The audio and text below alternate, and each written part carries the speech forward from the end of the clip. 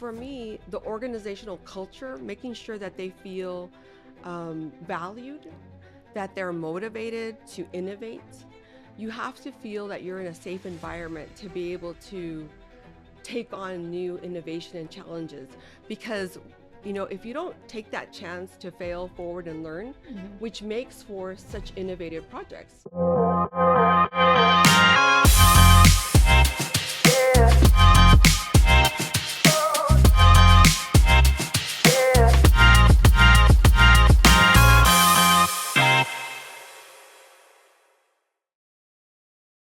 Hello, everyone. I'm Rose Gowen, and it is my pleasure to continue the video podcast series. This morning's conversation is with a very good friend and a very wonderful leader. Helen Ramirez is the city manager of Brownsville. Welcome, Helen. Thank you, Rose, for having me. I'm so excited about being here and being part of your podcast. It's fun, and it's important to tell our story and the recipe for success that we all built together. We know that you're the first female city manager for the city of Brownsville. What can you tell us about yourself? Why did you choose Brownsville? Who are you, Helen? Wow. How much time do we have? I know. I think it's important to know it's taken the city 170 years to appoint a female city manager. There's only about 20% in the nation and only 7% that are Latino. So I'm very proud of having that profession and being in the profession. But I have a long history of family from El Paso because you're saying, I'm originally from Los Angeles. Many people know that of me. And but I have a history, my grandmother who helped raise me, I was raised by a single father because my mother passed away when I was 8 years old. And she just passed at 101 years of life. Oh my gosh. And she's just a wonderful role model for me. I have 2 sisters. I have a family, 3 kids, so I am a working mother. I also have worked internationally. So when I think of Brownsville and when I really thought of taking this position, I I think of Brownsville as an international city. It is. I mean, we have our sister city of Matamoros, but it truly is, when we talk about border economies, yes, it's okay to use the term border, but I think it's more impactful to talk about how we're international. So that's one of the things that really, having seen Tijuana, Los Angeles, really has really think, what are the qualities that we have in Brownsville that are not only international, but also the authenticity of the people is one of the gifts that we have in our city. I remember when I was thinking about coming here, I went to Dillard's and I said, okay, do they have what I like, what I need? There you go. And this lady came up to me, older lady, she said, Mijita, ¿te puedo ayudar? And I think that is so, coming from other Los Angeles or other cities, big cities, you don't really feel that connection. Someone who genuinely cares about your shopping experience. Of course. But really wants to make sure that you feel welcome. Mm-hmm. And I think that is a gift. And unless you've really left Brownsville and then come back, you can lose that. Our community, unless you've seen that or seen that lack of community in other cities, you may not appreciate it as much. And there's another 2 areas that I love so much. The zoo, so the Gladys Porter Zoo, Sure. is amazing because just the fact, the endangered species and where it was founded in, its philosophy and mission in 1970s when it was founded. And finally, space, this whole new sector coming from Los Angeles and the South Bay. That's where Boeing SpaceX has its headquarters, or had its headquarters, because it's moving to Starbase. But this whole new frontier of space and aerospace and innovation that was up and coming, I think all those wonderful things really made me so curious to be here, and also bring my family and want to make sure that they are part of this beautiful renaissance that we're experiencing here in Brownsville. I think you hit the nail on the head with everything you just said. When we as a commission were choosing the next city manager, certainly your CV speaks for itself and your experience and skill. but all the things you mentioned, that you're from a border city in El Mhm. Paso, that you grew up in a Latin home, that you want your family to be a part of it, and felt that welcoming Right. that some people don't feel when they visit Mhm. Brownsville, but you did, and that's really the secret gem, I think, of our community, is that you can look at a picture and think, oh, that looks, this or that or whatever, but unless you feel it, Mhm. you can't really experience that gem. And being a working mother, I was a working mother for many years. We wanted that experience in the package of a city manager, and so I think your words ring so true on so many different levels, and I think that is all what the city itself, the people of the city, will feel from you, not now as well as in the future. So thank you for choosing us, Oh, just like thank we you. chose you. Thank you. So from working at the city of Brownsville, what has there's got to be something that has surprised you most about being city manager? What did you not expect that you now realize? Well, I didn't have the traditional city manager roadmap. I came from a technical background, Sure. so I went to California Polytechnic School of Architecture and Environmental Design, studied urban planning. So my thing is planning cities, planning their growth. So when I took on the city manager position, I was thinking about vision and growth, but we have 1,300 employees, Yeah. um, 22 departments that span from the airport to the Brownsville Police Department, wonderful police department, fire, finance, library, a landfill. We have so many. We're the largest transit providers, Hmm. 1.3 million people a year that we serve. And so for me, 60% of our budget is people. We're a That's service exactly. oriented community. That's what we do every day. So for me, the organizational culture, making sure that they feel valued, that they're motivated to innovate. You have to feel that you're in a safe environment to be able to take on new innovation and challenges, because if you don't take that chance to fail forward and learn, Hmm. which makes for such innovative projects, just True. such as the West Rail Trail True. and Market Square. If you didn't have a group of people who felt, imagine now where our values, innovation, participation, trust, all those values are part of what we value as employees. And that's demonstrated in the customer service that we provide our community. So I think that's one of the things that I've learned, if anything. And the second thing I learned that actually was part of my interview, and then you remember that interview that I had, um, was that we're government can do a lot of things, but we're not the experts at everything, True. nor should we. And so the concept of One City was born of that. We were thinking we were behind in so many things such as broadband. We were behind in potholes, right? We were behind in our road. We didn't have a capital improvement program in 2019 when I True. first came here as deputy city manager. So there's this huge catch up. So I thought the only way we're going to accelerate and catch up to everything that we've missed is through our partnerships, our Hmm. relationships with our hospitals, with our churches, with our nonprofits. That's the way that, as one city, we're going to be able to accelerate and really meet those needs of our community, and some that had not been met in over 20 years. I think that I was a commissioner for 16 years, and um, I think Tony Martinez said it best in a previous podcast that we had, is that the city had gotten to a certain place of growth and development that something needed to spearhead moving to that next level of Yeah. professionalism and skill level. Mm-hmm. And I think that when that changed is when the realization happened that you do need experts, that you do Yeah. need partnerships, that you can't do everything yourself, nor should you.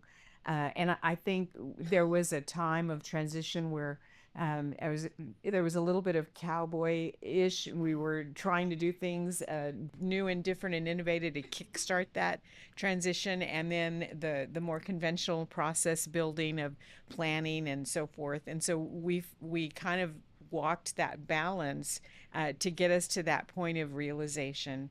and then with professional management, that really kicked us over the top. And I think that using partnerships and seeking best practices, Yeah. seeking expertise should not be frightening Right. to the people that work in or live in the city of Brownsville. It should be exciting because that brings in new information and new potential Mhm. and initiative. And I think that you do that quite well.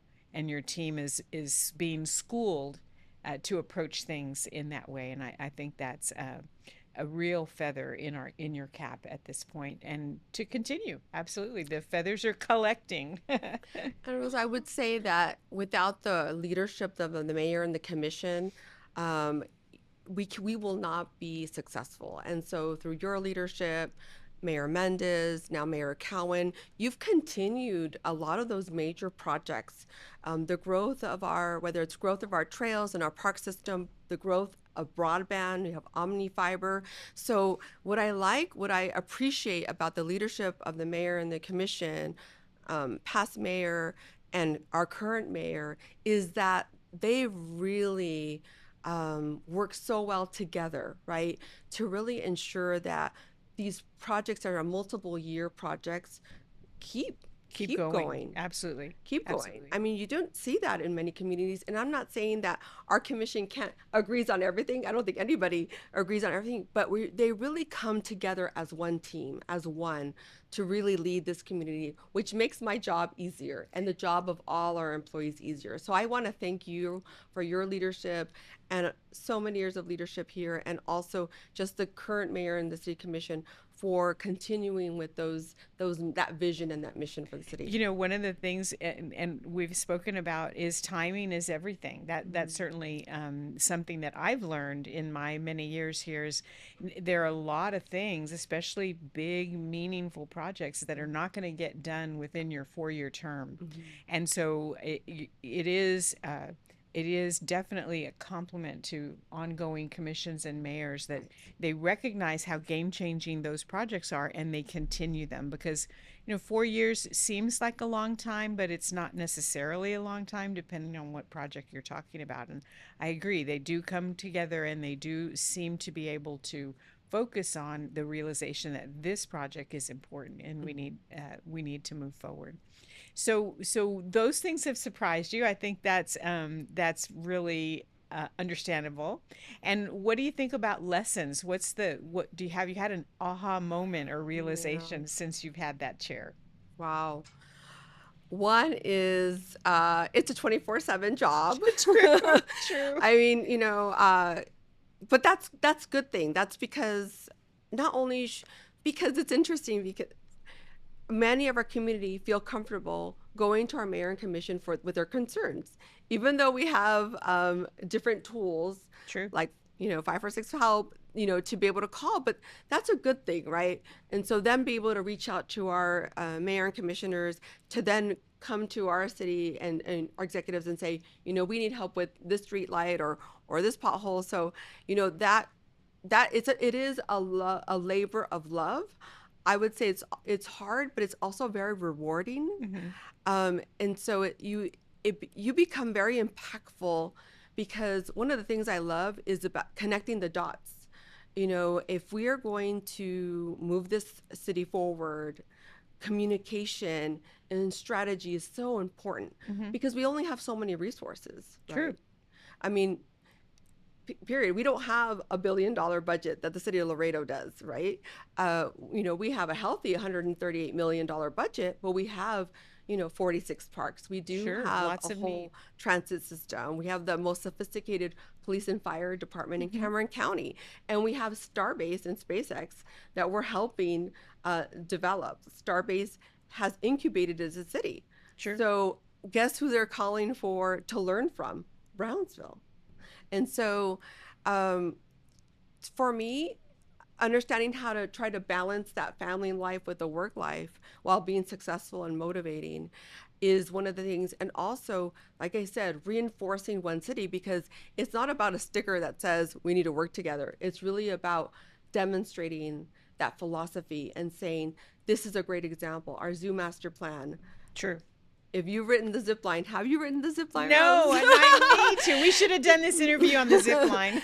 So if when you ride the zip line, that zip line uh, came about. We project managed it as a city. So I don't know if many people know, but we own the zoo. It's a park. Sure. It's a city park. Mm-hmm. But the zoo, the Gladys Zoo and Dr. Birchville, they operate it. Mm-hmm. When they needed help with their accreditation, the city stepped in and paid for the zoo master plan. And believe it or not, there's a zoo economist that was part of to make sure that they're economically sustainable long term. And one of the big money makers was going to be the zip line.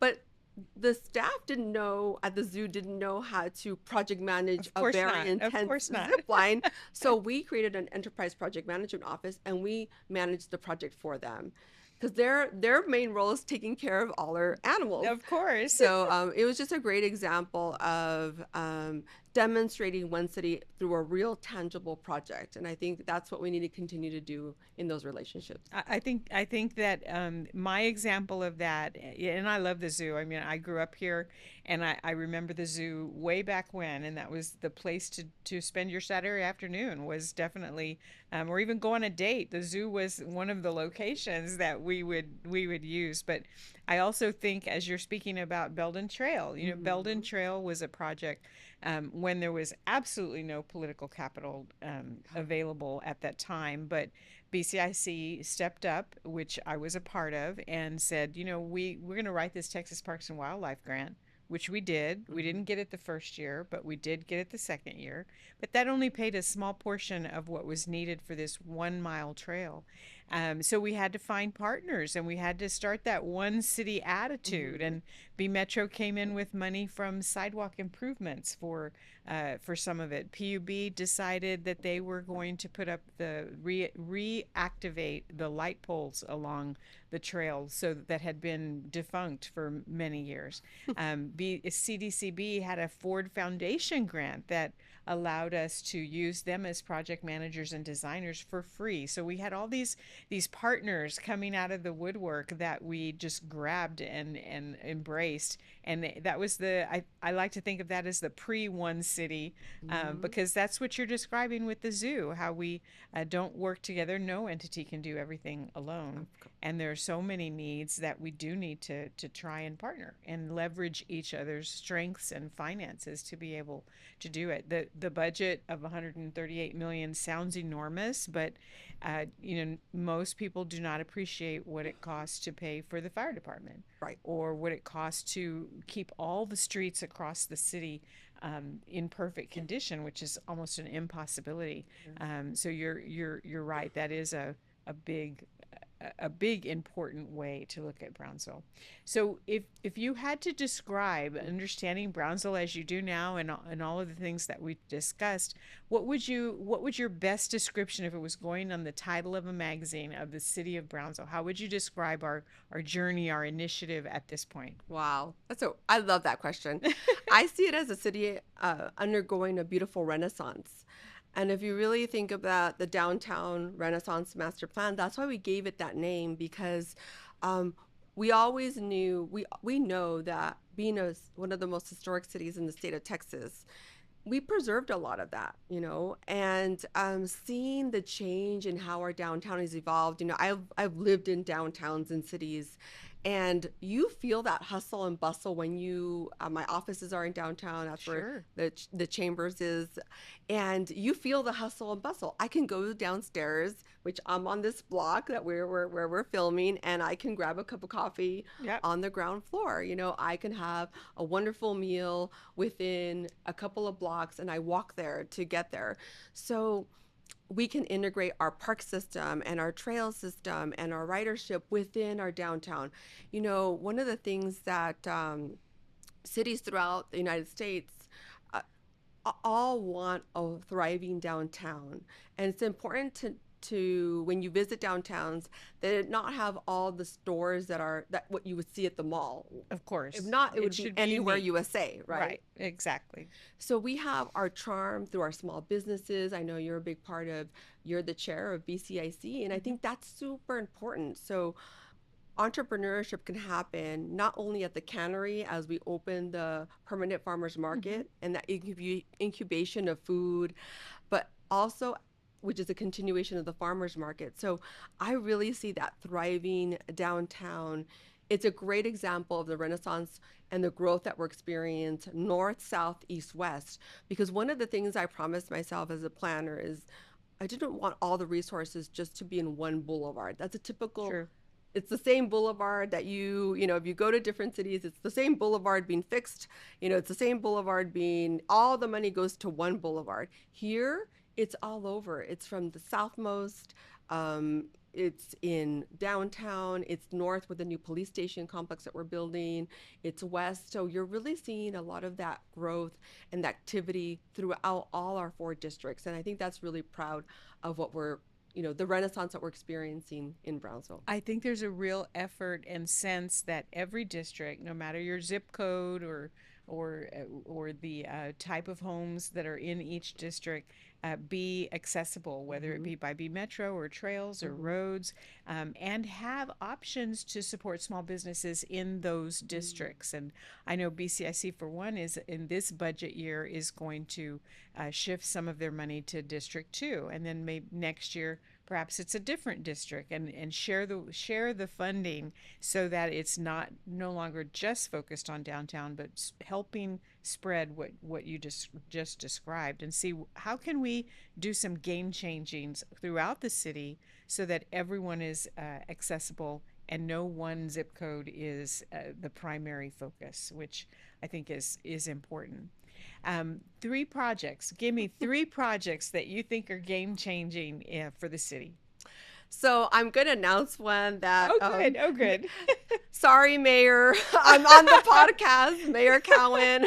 So, what's amazing is that the mayor was invited to be a part of a Harvard Bloomberg initiative. Yes. Only 46 cities in the world, including like Mannheim, Germany, Wow. in Ecuador, Buenos Aires, Argentina, and two Texas cities. We're one of them.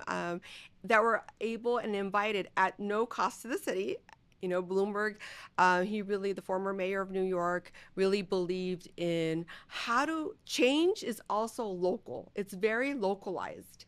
And it's true. Many of the strategies that we did to handle, the migrant influx or be successful for COVID were really city led. Of course. Absolutely. And so Michael Bloomberg, he recognizes that. And so he said, what is one project that you would really like to accomplish here in the city of Brownsville that would really be game changing for your community?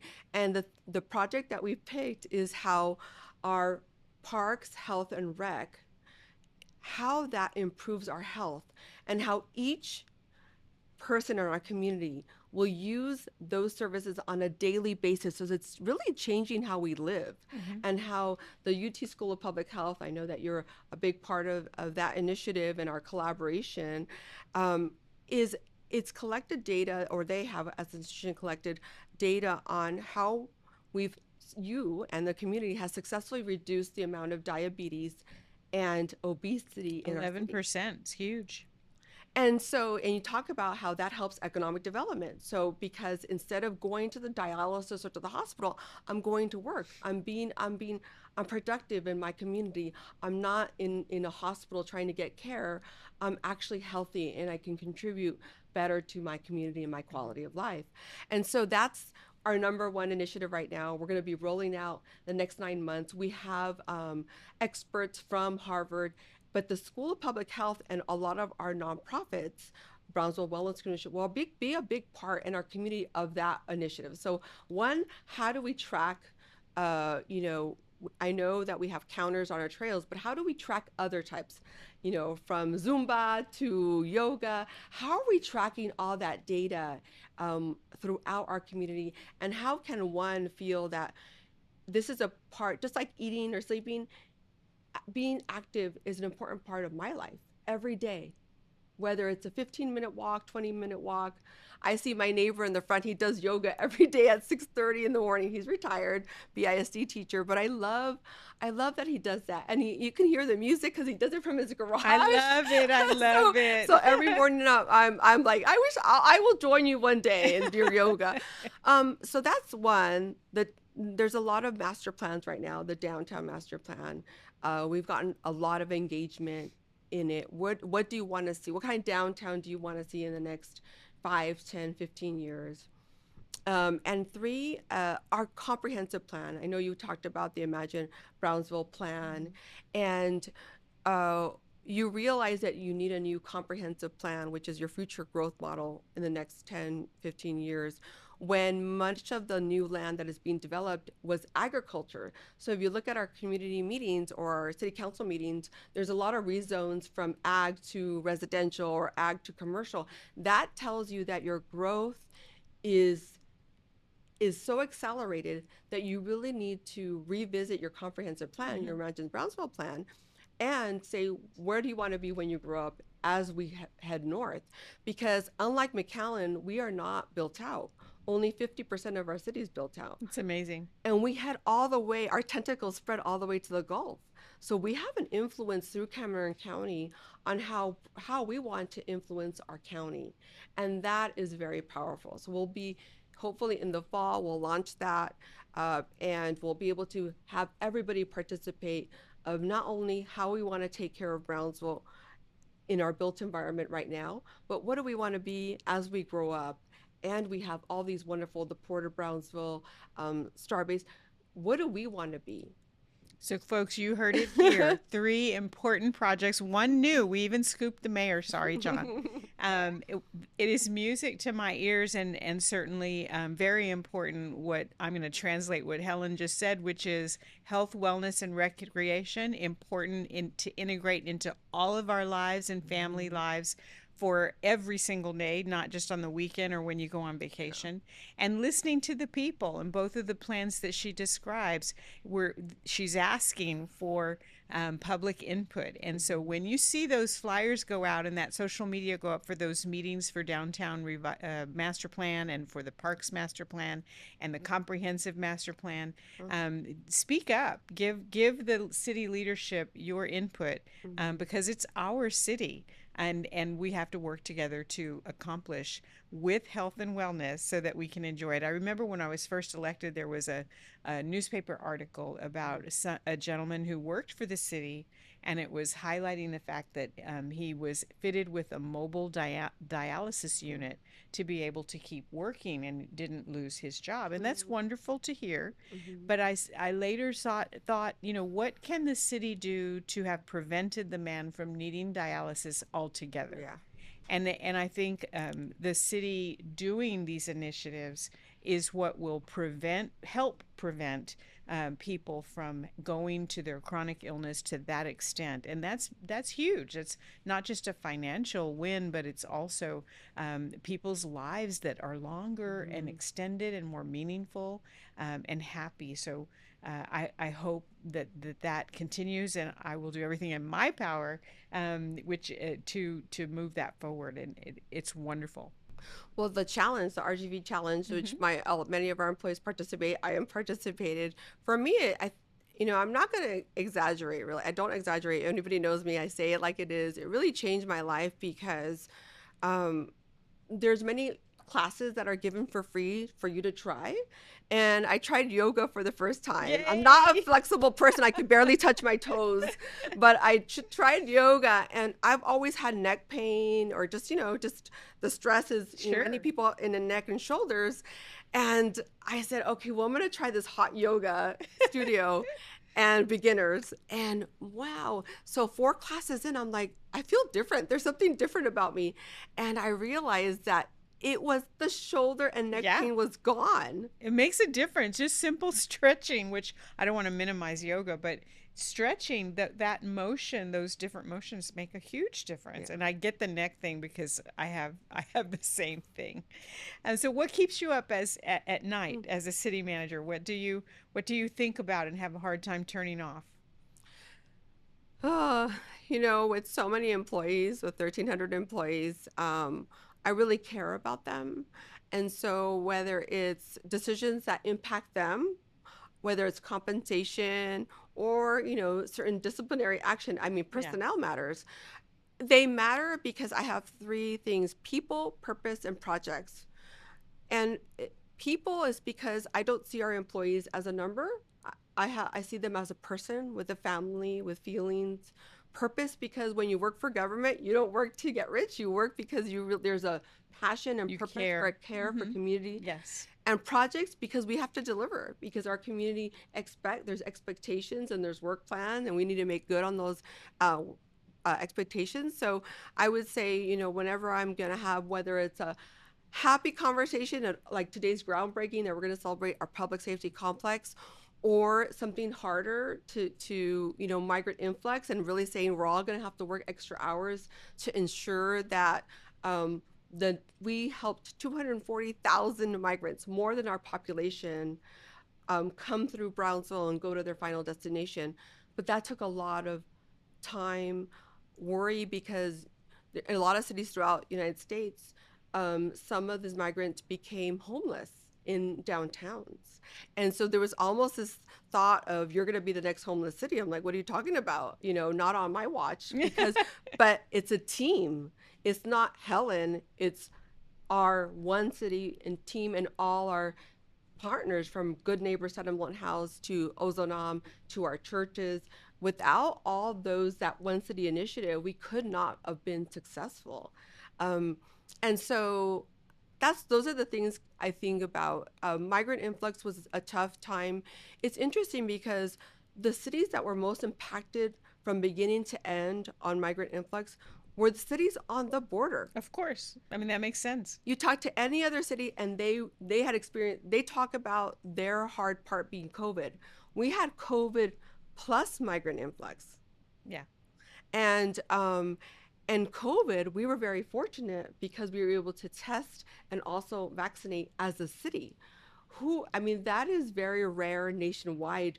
Normally, counties have health departments, but not cities. So we're very blessed. I want to remind our community how blessed we are to have the health and wellness department in our city. Oh, absolutely. And the close tie between our health and wellness and the University School of Public Health, Mm-hmm. because during COVID, that was a huge benefit to our community, and the city leadership listened to that expertise and acted upon it. So I think you're absolutely right.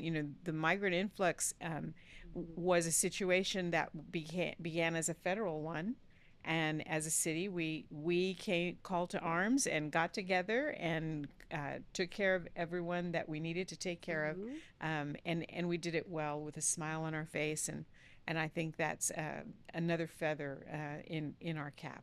So, where do you see Brownsville? Last question. Where do you see Brownsville in 2030? Wow.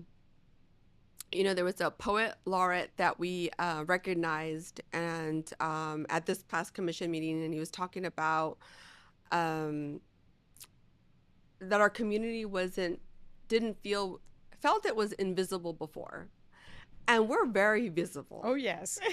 And we're not only visible because we've exerted. We're the sleeping giant, and we've awakened. I think the last 5 years have been a real awakening of our leadership.